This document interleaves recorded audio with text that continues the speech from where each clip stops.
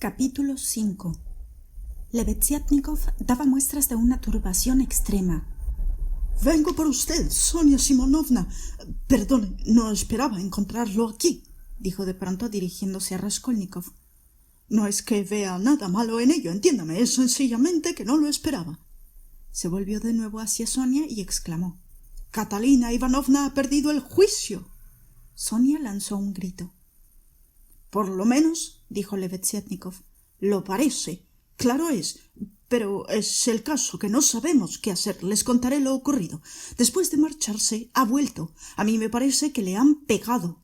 Ha ido en busca del jefe de su marido y no lo ha encontrado. Estaba comiendo en casa de otro general. Entonces ha ido al domicilio de ese general y ha exigido ver al jefe de su esposo, que estaba todavía a la mesa. Ya pueden ustedes figurarse lo que ha ocurrido. Naturalmente la han echado, pero ella, según dice, ha insultado al general e incluso le ha arrojado un objeto a la cabeza. Esto es muy posible. Lo que no comprendo es que no la hayan detenido. Ahora está describiendo la escena a todo el mundo, incluso a Amalia Ivanovna, pero nadie la entiende. Tanto grita y se debate. Dice que ya que todos la abandonan, cogerá a los niños y se irá con ellos a la calle a tocar el órgano y pedir limosna, mientras sus hijos cantan y bailan, y que irá todos los días a pedir ante la casa del general, a fin de que éste vea a los niños de una familia de la nobleza, a los hijos de un funcionario, mendigando por las calles. Les pega y ellos lloran. Enseña a Lena a cantar aires populares y a los otros dos a bailar. Destroza sus ropas y les confecciona gorros de saltimbanqui. Como no tiene ningún instrumento de música, está dispuesta a llevarse una cubeta para golpear la manera de tambor. No quiere escuchar a nadie. Ustedes no se pueden imaginar lo que es aquello». Lebeziatnikov habría seguido hablando de estas cosas parecidas y en el mismo tono si Sonia, que le escuchaba anhelante, no hubiera cogido de pronto su sombrero y su chal y echado a correr. Raskolnikov y Lebeziatnikov salieron tras ella. «No cabe duda de que se ha vuelto loca», dijo Andrés Simonovich a Raskolnikov cuando estuvieron en la calle. «Si no lo he asegurado, ha sido tan solo para no inquietar demasiado a Sonia Simonovna. Desde luego, su locura es evidente. Dicen que a los tísicos se les forman tubérculos en el cerebro. Lamento no saber medicina. Yo he intentado explicar el asunto a la enfermera, pero ella no ha querido escucharme». «¿Le ha hablado usted de tubérculos?» No, si le hubiera hablado de tubérculos, ella no me habría comprendido. Lo que quiero decir es que si uno consigue convencer a otro por medio de la lógica de que no tiene motivos para llorar, no llorará. Esto es indudable. ¿Acaso usted no opina así? Yo creo que si tuviera usted razón, la vida sería demasiado fácil.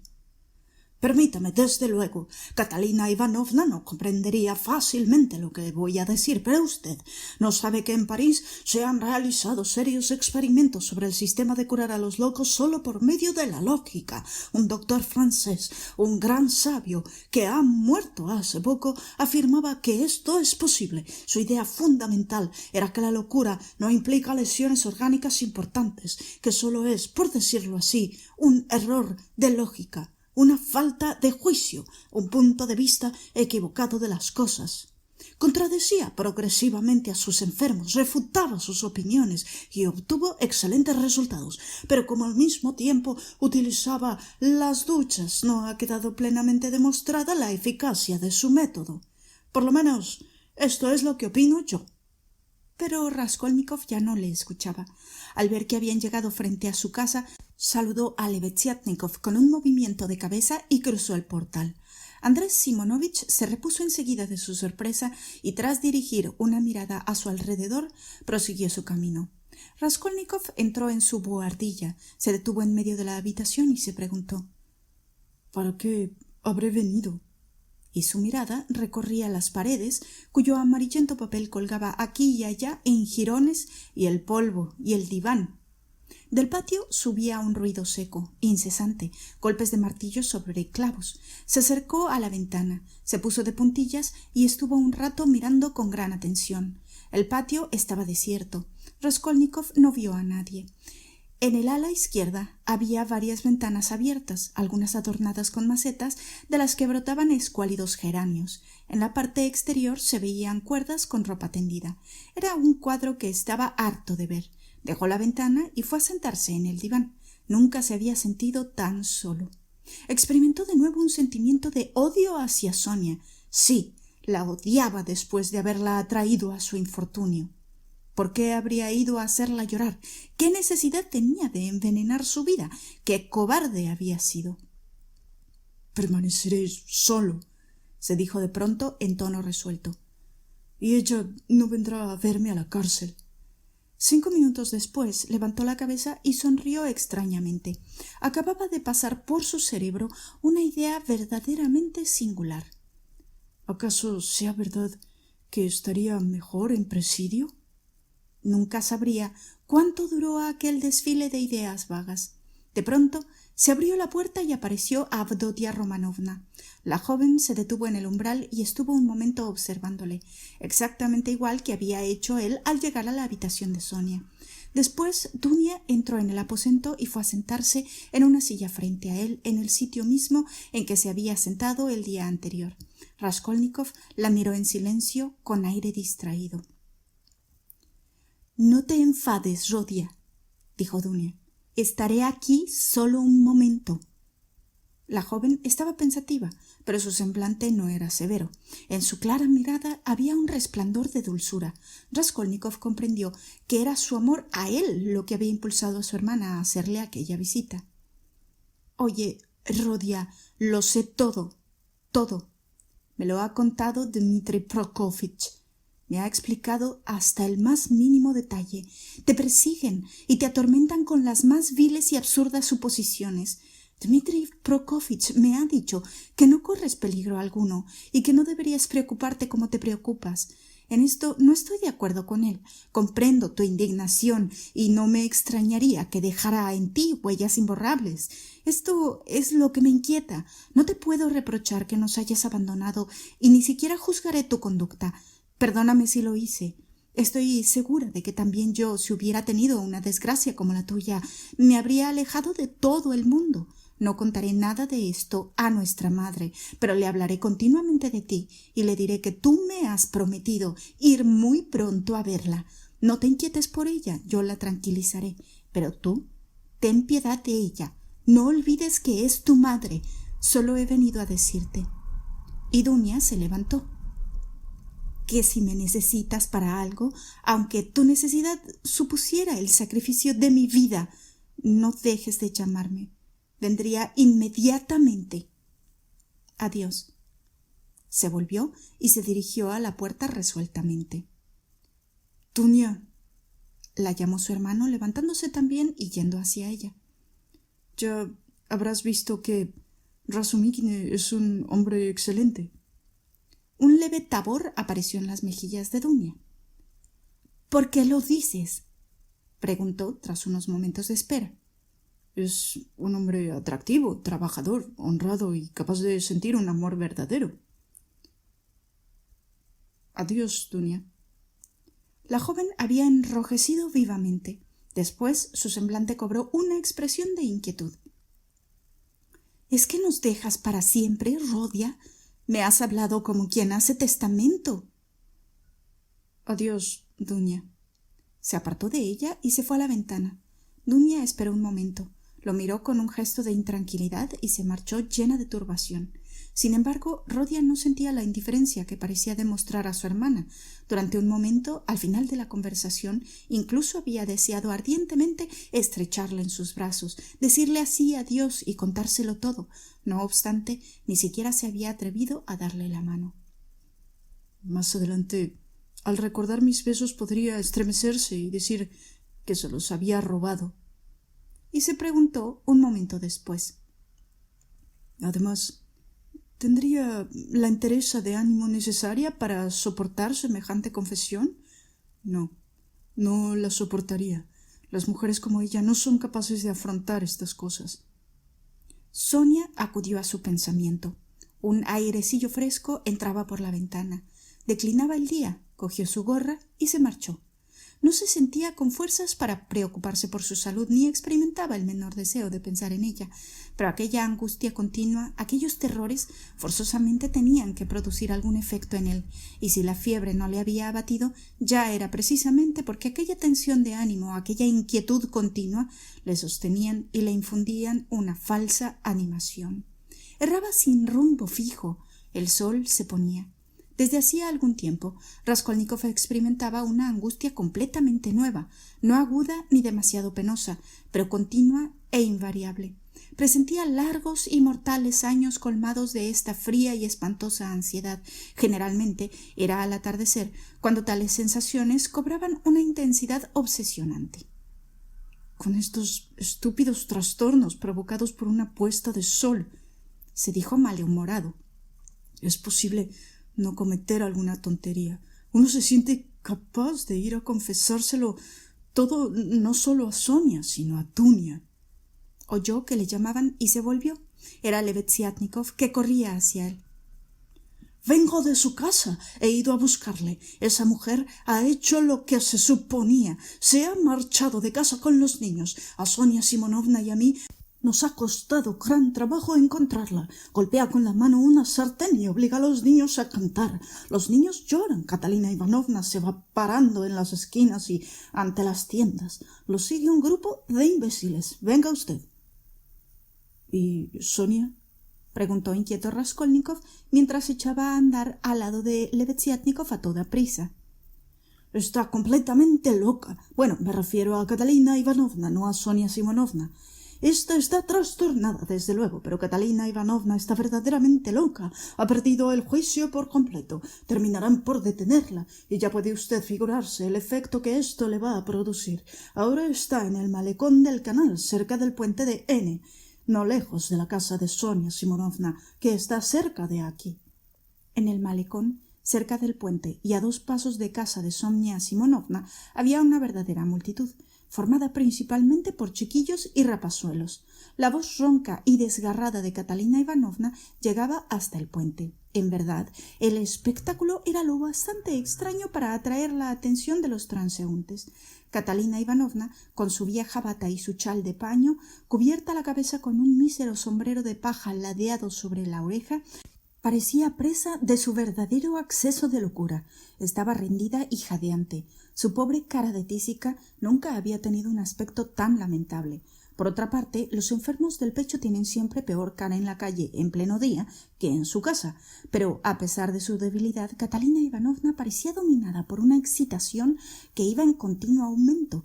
Se arrojaba sobre los niños, los reñía, les enseñaba delante de todo el mundo a bailar y cantar, y luego, furiosa, al ver que las pobres criaturas no sabían hacer lo que ella les decía, empezaba a azotarlos.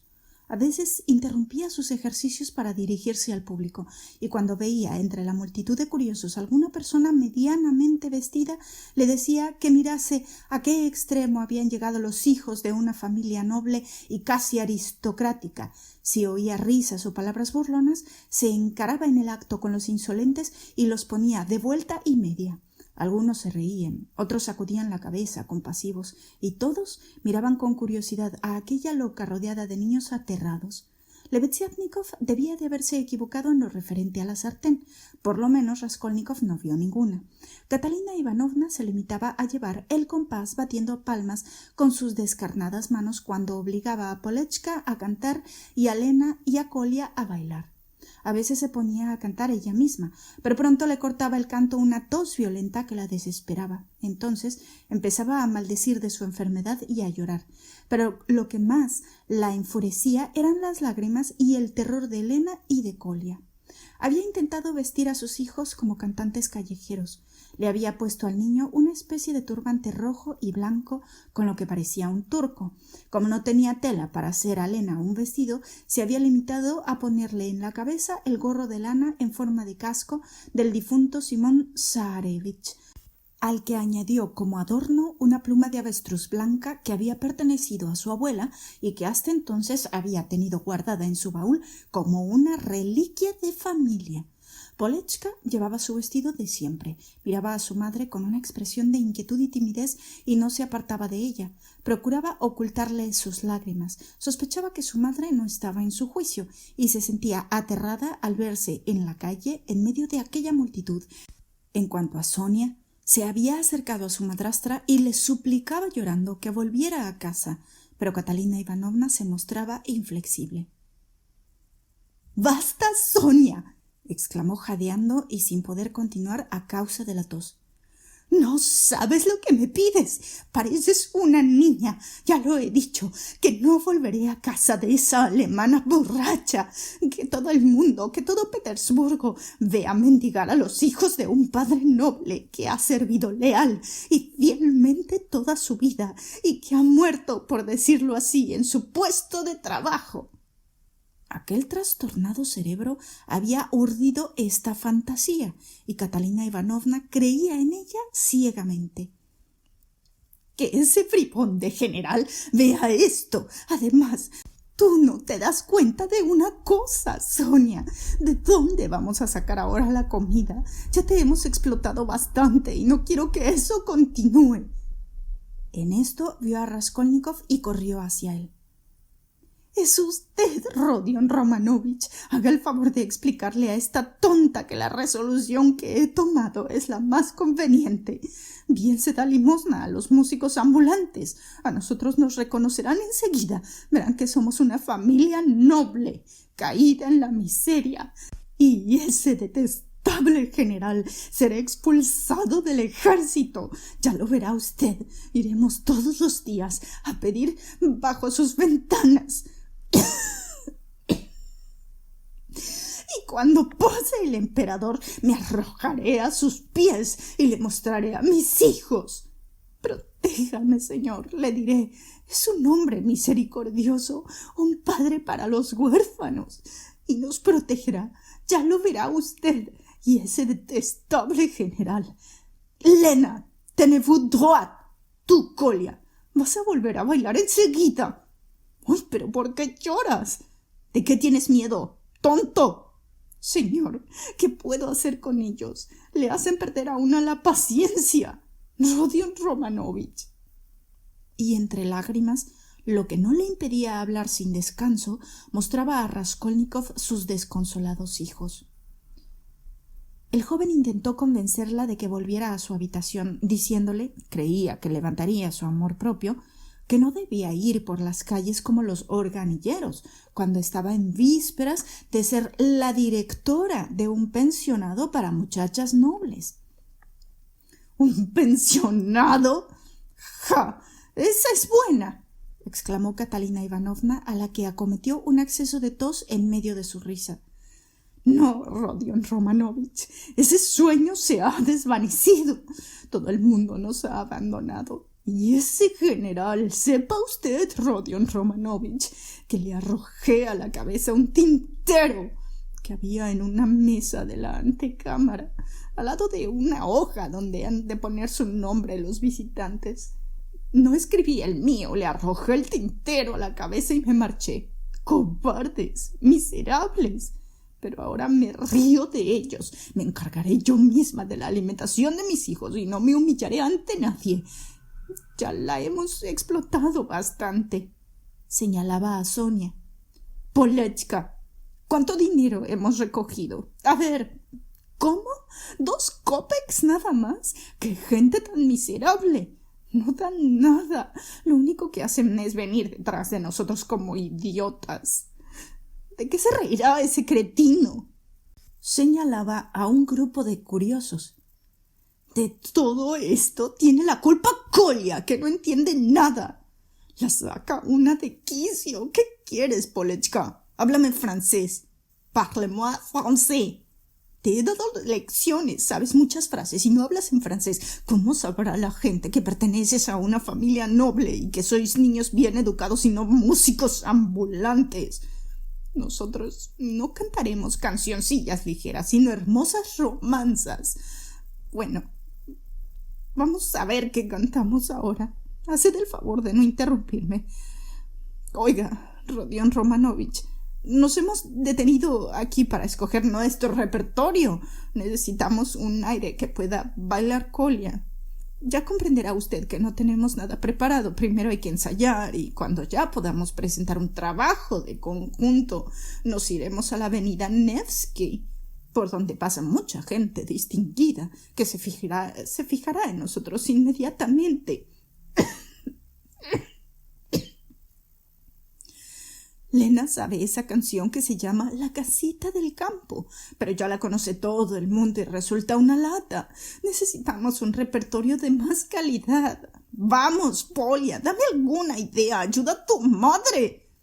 Ay, esta memoria mía, ¿cómo me falla? Si no me fallase, ya sabría yo lo que tenemos que cantar, pero no es cosa de que cantemos el húsar apodado en su sable. Ya sé, cantaremos en francés Cinq Sous. Vosotros sabéis esa canción porque os la he enseñado y como es una canción francesa, la gente verá enseguida que pertenecéis a una familia noble y se conmoverá también. Y también podríamos cantar Malboro s'en va en guerre, que es una canción infantil que se canta en todas las casas aristocráticas para dormir a los niños. Malbro se va en guerre, ne se reviendra. Había empezado a cantar, pero enseguida se interrumpió. No, es mejor que cantemos. Cinq Sous. Anda, Colia, las manos en las caderas y a moverse vivamente. Y tú, Lena, da vueltas también, pero en sentido contrario. Poletska y yo cantaremos y batiremos palmas. Cinq sous pour monter notre ménage. La acometió un acceso de tos. Poletska, dijo sin cesar de toser, arréglate el vestido. Las sombreras te cuelgan. Ahora vuestro porte debe ser especialmente digno y distinguido, a fin de que todo el mundo pueda ver que pertenecéis a la nobleza. Ya decía yo que tu corpiño debía ser más largo. Mire el resultado. Esta niña es una criatura, otra vez llorando. ¿Pero qué os pasa, estúpidos? Vamos, Colia, empieza ya. ¡Anda! ¡Ánimo! ¡Ay, qué criatura tan insoportable! Cinq Sous. Ahora un soldado. ¡Oh, qué vienes! Era un gendarme que se había abierto paso entre la muchedumbre, pero al mismo tiempo se había acercado un señor de unos 50 años y aspecto imponente, que llevaba uniforme de funcionario y una condecoración pendiente de una cinta que rodeaba su cuello, lo cual produjo gran satisfacción a Catalina Ivanovna y causó cierta impresión al gendarme. El caballero, sin desplegar los labios, entregó a la viuda un billete de 3 rublos, mientras su semblante reflejaba una compasión sincera. Catalina Ivanovna aceptó el obsequio y se inclinó ceremoniosamente. «Muchas gracias, señor», dijo en un tono lleno de dignidad. «Las razones que nos han impulsado a... Toma el dinero, Poletska. Ya ves que todavía hay en el mundo hombres generosos y magnánimos, prestos a socorrer a una dama de la nobleza caída en el infortunio. Los huérfanos que ve ante usted, señor, son de origen noble e incluso puede decirse que están emparentados con la más alta aristocracia. Ese miserable general estaba comiendo perdices. Empezó a golpear el suelo con el pie, contrariado por mi presencia, y yo le dije: Excelencia, usted conocía a Simón Zaharevich. Proteja a sus huérfanos. Al mismo día de su entierro, su hija ha tenido que soportar las calumnias del más miserable de los hombres. ¿Todavía está aquí este soldado?», y gritó dirigiéndose al funcionario. «Protéjame, señor. ¿Por qué me acosa este soldado? Ya hemos tenido que librarnos de uno en la calle de los burgueses. ¿Qué quieres de mí, imbécil?». «Está prohibido armar escándalo en la calle. Haga el favor de comportarse con más corrección». «Tú sí que eres incorrecto. Yo no hago sino lo que hacen los músicos ambulantes. ¿Por qué te has de ensañar conmigo?». Los músicos ambulantes necesitan un permiso. Usted no lo tiene. Provoca escándalos en la vía pública. ¿Dónde vive usted? ¿Un permiso?, exclamó Catalina Ivanovna. He enterrado hoy a mi marido. ¿Qué permiso puedo tener? Cálmese, señora, dijo el funcionario. Venga, la acompañaré a su casa. Usted no es persona para estar entre esta gente. Está usted enferma.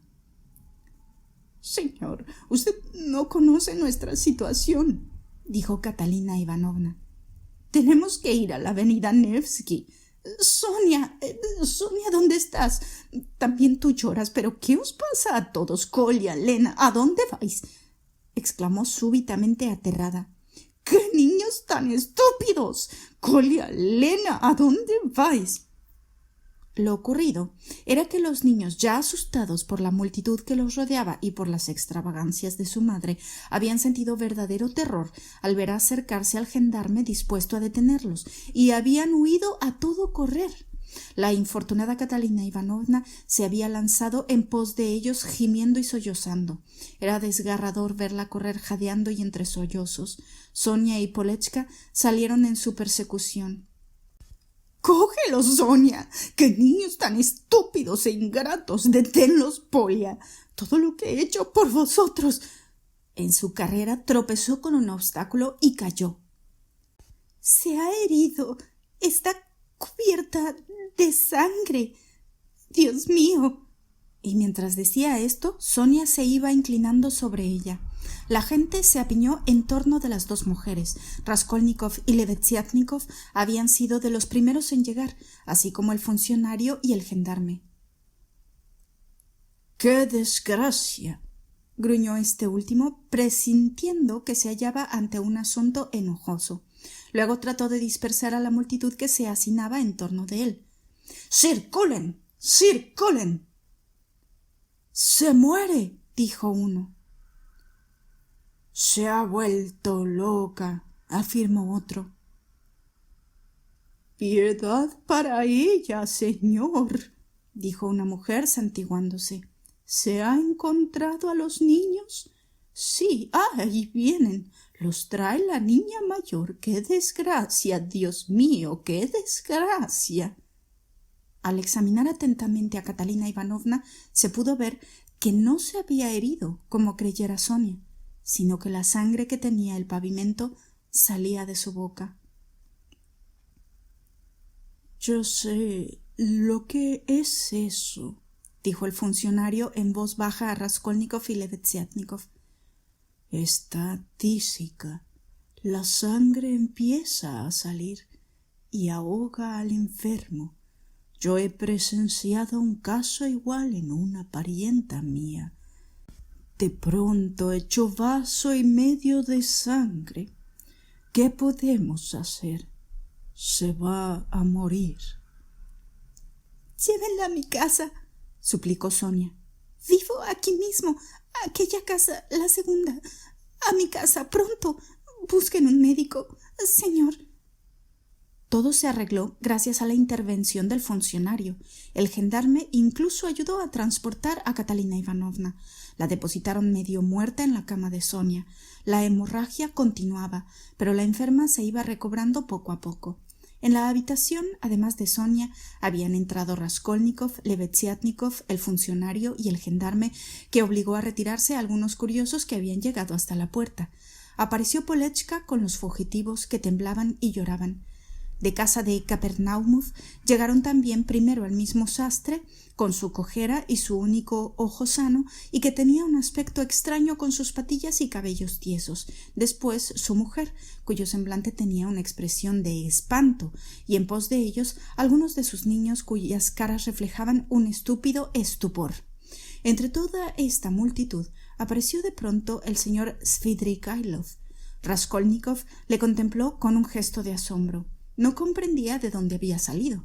No recordaba haberlo visto entre la multitud. Se habló de llamar a un médico y a un sacerdote. El funcionario murmuró al oído de Raskolnikov que la medicina no podía hacer nada en este caso, pero no por eso dejó de aprobar la idea de que se fuera a buscar a un doctor. Kapernaumov se encargó de ello. Entretanto, Catalina Ivanovna se había reanimado un poco. La hemorragia había cesado. La enferma dirigió una mirada llena de dolor, pero penetrante, a la pobre Sonia, que pálida y temblorosa le limpiaba la frente con un pañuelo. Después pidió que la levantaran, la sentaron en la cama y le pusieron almohadas a ambos lados para que pudiera sostenerse. ¿Dónde están los niños?, preguntó con voz trémula. ¿Los has traído, Polia? Los muy tontos. ¿Por qué habéis huido? ¿Por qué?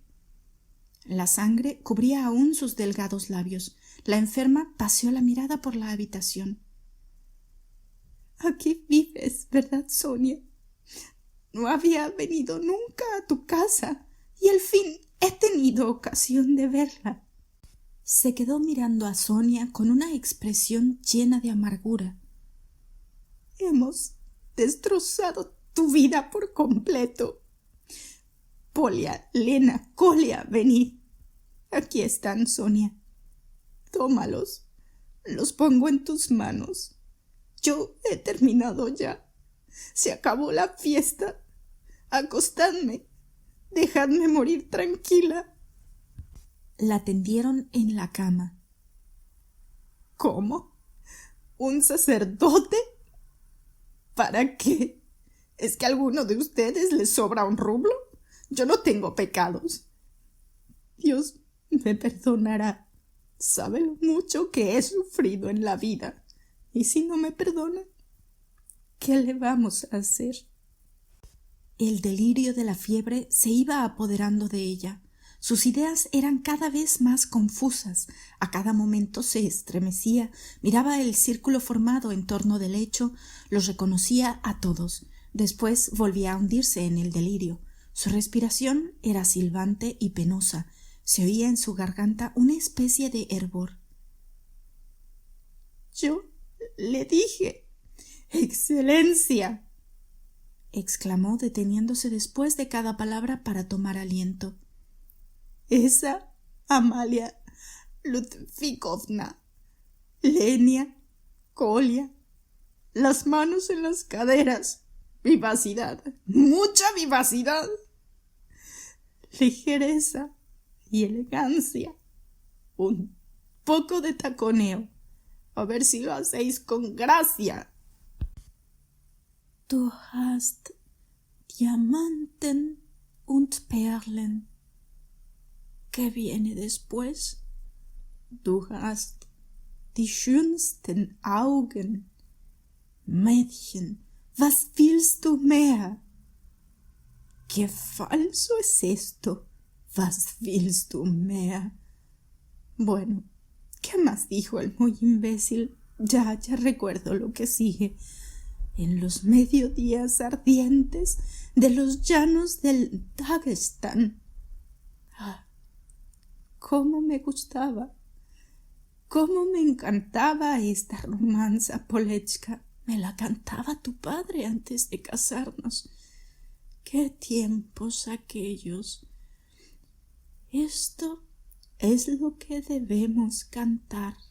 Pero, ¿qué viene después? Lo he olvidado. Ayúdame a recordar. La dominaba una profunda agitación. Intentaba incorporarse, de pronto, con voz ronca, entrecortada, siniestra, deteniéndose para respirar después de cada palabra, con una creciente expresión de inquietud en el rostro, volvió a cantar. En los mediodías ardientes de los llanos del Dagestán, con una bala en el pecho. De pronto rompió a llorar y exclamó con una especie de ronquido: Excelencia, proteja a los huérfanos en memoria del difunto Simón Zaharevich, del que incluso puede decirse que era un aristócrata. Tras un estremecimiento volvió a su juicio, miró con un gesto de espanto a cuantos la rodeaban y se vio que hacía esfuerzos por recordar dónde estaba. Enseguida reconoció a Sonia, pero se mostró sorprendida de verla a su lado. —¿Sonia? —¿Sonia? —dijo dulcemente. —¿También estás tú aquí? La levantaron de nuevo. Ha llegado la hora. Esto se acabó. Desgraciada. La bestia está rendida. ¡Muerta! Gritó con amarga desesperación y cayó sobre la almohada. Quedó adormecida, pero este sopor duró poco. Echó hacia atrás el amarillento y enjuto rostro, su boca se abrió, sus piernas se extendieron convulsivamente, lanzó un profundo suspiro y murió. Sonia se arrojó sobre el cadáver, se abrazó a él, dejó caer su cabeza sobre el descarnado pecho de la difunta y quedó inmóvil, petrificada. Polechka se echó sobre los pies de su madre y empezó a besarlos sollozando. Kolya y Lena, aunque no comprendían lo que había sucedido, adivinaban que el acontecimiento era catastrófico. Se habían cogido de los hombros y se miraban en silencio. De pronto, los dos abrieron la boca y empezaron a llorar y gritar. Los dos llevaban aún sus vestidos de saltimbanqui. Uno su turbante, el otro su gorro adornado con una pluma de avestruz. No se sabe cómo, el diploma obtenido por Catalina Ivanovna en el internado apareció de pronto en el lecho al lado del cadáver. Raskolnikov lo vio. Estaba junto a la almohada. Rodia se dirigió a la ventana. Lebeziatnikov corrió a reunirse con él. —Se ha muerto —murmuró. —Rodion Romanovich —dijo Svidrigailov acercándose a ellos—, tengo que decirle algo importante. Lebeziatnikov se retiró en el acto discretamente. No obstante, Svidrigailov se llevó a Raskolnikov a un rincón más apartado. Rodia no podía ocultar su curiosidad. De todo esto, del entierro y de lo demás, me encargo yo. Ya sabe usted que tengo más dinero del que necesito. Llevaré a Polechka y sus hermanitos a un buen orfelinato y depositaré 1.500 rublos para cada uno. Así podrán llegar a la mayoría de edad sin que Sonia Simonovna tenga que preocuparse por su sostenimiento. En cuanto a ella, la retiraré de la prostitución, pues es una buena chica, ¿no le parece? Ya puede usted explicar a Avdotia Romanovna en qué gasto yo el dinero. —¿Qué persigue usted con su generosidad? —preguntó Raskolnikov. —¡Qué escéptico es usted! —exclamó Svidrigailov, echándose a reír. Ya le he dicho que no necesito el dinero que en esto voy a gastar. Usted no admite que yo pueda proceder por un simple impulso de humanidad. Al fin y al cabo, esa mujer no era un gusano. Señalaba con el dedo el rincón donde reposaba la difunta. Como cierta vieja usurera. ¿No sería preferible que en vez de ella hubiera muerto Lujine, ya que así no podría cometer más infamias? Sin mi ayuda, Polechka seguiría el camino de su hermana. Su tono malicioso parecía lleno de reticencia, y mientras hablaba no apartaba la vista de Raskolnikov, el cual se estremeció y se puso pálido al oír repetir los razonamientos que había hecho a Sonia. Retrocedió vivamente y fijó en Svidrigailov una mirada extraña. ¿Cómo sabe usted que yo he dicho eso?, balbuceó. Vivo al otro lado de ese tabique, en casa de la señora Reslich. Este departamento pertenece a Kapernaumov y aquel a la señora Reslich, mi antigua y excelente amiga. Soy vecino de Sonia Simonovna. ¿Usted? Sí, yo, dijo Svidrigailov entre grandes carcajadas. Le doy mi palabra de honor, querido Rodion Romanovich, de que me ha interesado usted extraordinariamente. Le dije que seríamos buenos amigos. Pues bien, ya lo somos. Ya verá cómo soy un hombre comprensivo y tratable con el que se puede alternar perfectamente.